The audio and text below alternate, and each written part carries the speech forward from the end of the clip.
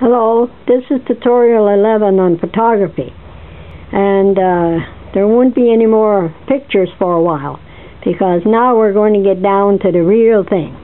We're going to get tough. This is what I want you to do. I want you to read these, think about them, and carry out these instructions actually as you go about studying your camera and so on from day to day. For number one, remember one thing: you are the photographer. You are in control, not the camera. Okay? You are the photographer. Remember that. Repeat it. I am the photographer. I am the photographer. Now, number two, good photographs come as a result of a good eye for a picture, not the equipment. However, good equipment helps. It's not your camera that takes the good picture. It's not the camera that makes a photograph. It's you who does that. But of course, having a very good camera helps a great deal. But if you just have a pointing and shoot, you still are able to take and make good photographs. Okay? Now, the third one, success is the ability to make the creative step from what you see to what will work as a photographic image. That is a very successful step. Success is the ability. Remember, the ability. The photographer has the ability to make the creative step from what you see to what will work as a photographic image from your camera. In other words, created photograph. We make photographs. We take pictures. There's quite a difference. Now, number 4 is the secret is training your eyes to see images that give pleasure when they are taken out of their complex, confusing, stuffing surroundings them and made into a photograph isolated by their frame. I see I got complex there, the complex, or well, yes, it should be the complex, confusing, stuffing surroundings in which they exist, these photographs, these beautiful photographs that we can make, that we see. We are the ones who see the photograph, not the camera. The camera only takes what we make it see, but we see it first.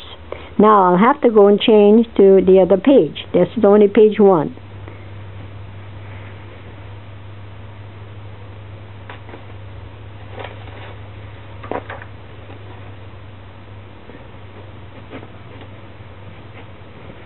Now, in page 2, in number 5,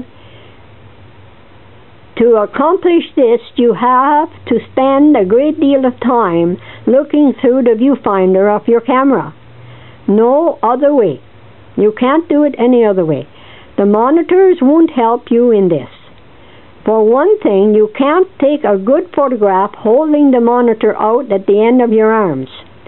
If you use the monitor, you are looking at a second image which is far too cluttered to show you the real image. Use the viewfinder at all times. I repeat, use the viewfinder at all times. Use and look through a viewfinder even if you do not intend to take a photograph or a picture. Look through the viewfinder. The viewfinder always. Don't substitute anything else but for the viewfinder, because there you have control. You are looking right at the subject. Now, number 6, here is a space for you to read this again and think on it hard Think on what you have read here. Think on it hard. Give yourself time. Number 7, concentrate hard on what you see in the frame, how the shapes and the colors work together there in the viewfinder, not the monitor, the viewfinder. I know there's a lot of cameras that have only monitors now, and they are intended to just take a quick photograph. You have all the menus that does the things for you. Well, there's really not much pleasure in that, really, I don't think, because you're not really learning anything. It's being done for you. If you want to learn to make photographs, you have something that you frame and be proud of, then you have to know what your camera can do and what you can do. You, yourself, your eyes, your brain. It's only you who can make a photograph. Now I will take that off again and we will go to page 3. Let's hope this stays there. It doesn't end up on the floor. Should have something to stick it there with. Sorry about the shadow on there, but I can't help that. I'm using a window light. If you do not typos there. If you do not have a camera with you, make a viewfinder with your hands, and I'll show you that afterwards. Like an artist does. They do, and look through it.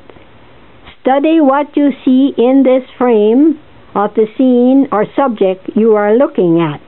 Make a viewfinder with your hands and study the scene or the subject, close-up subject you are looking at. Number 9, this creative process is the heart of photography. The successful image depends on your ability to really see what is there for you to make, and I emphasize, make a photograph. Now go back to these tutorials many times to remind yourself of the basic rules of good photographs. Now, we will be going through these rules for a while before we get back into showing photographs. I give you some tutorials. I think there was 10 of them that showed you photographs of or pictures or what is a photograph and what happens with light. We work with light. Remember that you and your camera think differently, see differently, but you want to make your camera see like you see, okay? This is the whole thing. The camera is only a tool for you to use to express your love of nature, of people, of earth, of sky, of cloud, of air, of light, of color, and so forth. So, good luck with this, and I hope you're able to read it off good, and forgive the typos. I have a new keyboard which is a bit smaller than the other one I had, and my fingers are not quite used to that close space. Anyway, have a good day.